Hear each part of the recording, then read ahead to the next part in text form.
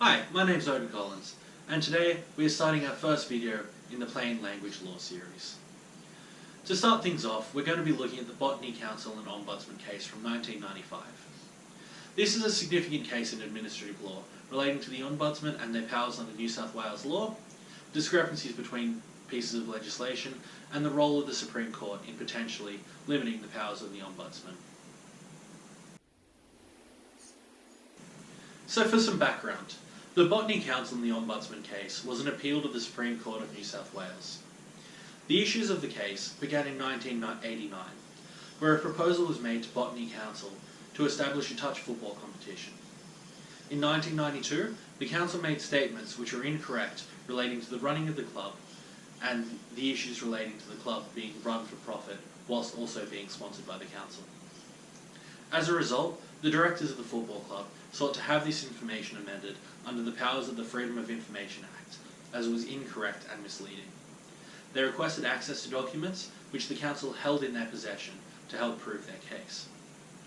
When the council didn't respond, under the powers granted under the Freedom of Information Act, there was an appeal for review to the Ombudsman. The Ombudsman started a review of what had occurred and provided a report which found that the council had indeed breached their responsibilities under the Freedom of Information Act and recommended they amend the information. As a result, the council amended the statements to become correct. The key issues of the case began when the council challenged the powers of the Ombudsman, saying that they did not have the jurisdiction to investigate the council under the Freedom of Information Act. They also challenged the powers of the Ombudsman, claiming that they did not have the jurisdiction to make the recommendations they made under the Freedom of Information Act. Michael Kirby, in his judgment, noted there were two substantive points raised by the Botany Council. The first was that there was an error in upholding the lawfulness of an inquiry and report by the Ombudsman under the Freedom of Information Act. The second was whether there was an error in concluding that the court's relief conflicted with the limitations imposed upon the court in reviewing investigations of the Ombudsman. In this case, Kirby correctly concluded that if the Botany Council's claims failed upon the first point, there was no need to examine the second point. So going back to the issues in the case, Kirby found that there was a direct misunderstanding of the power of the Ombudsman granted by the Freedom of Information Act and granted by the Ombudsman Act. Kirby observed that even if the Ombudsman could not investigate under the powers granted by the Freedom of Information Act, they still had the power to investigate based on the powers granted by the Ombudsman Act. As such, relying on these powers, and given the fact that the Ombudsman's report to Council was done under the powers of the Ombudsman Act, the investigation and subsequent report are completely lawful. Kirby provided a brief conclusion stating, the powers of the Ombudsman Act are as they ought to be, extremely wide, and they are not powers which the court should read down. They are beneficial provisions designed in the public interest for the important objective of improving public administration and increasing its accountability.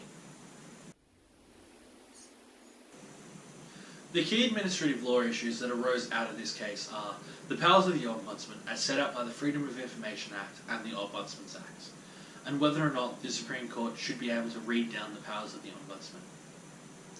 Both these issues identify the same base problem, but from different angles. The problem is one of whether the powers of the Ombudsman should be limited in these ways. The misunderstanding of the powers of the Ombudsman, as provided by the Freedom of Information Act, is one which, if applied, would significantly reduce and limit the Ombudsman's ability to act in these sort of cases. The Ombudsman, by necessity, must have incredibly broad powers to function effectively. In this aspect, I agree with Kirby's analysis that was provided within his judgment. However, perhaps the Ombudsman Act should be altered to prevent this kind of issue from occurring by maybe providing a catch-all provision.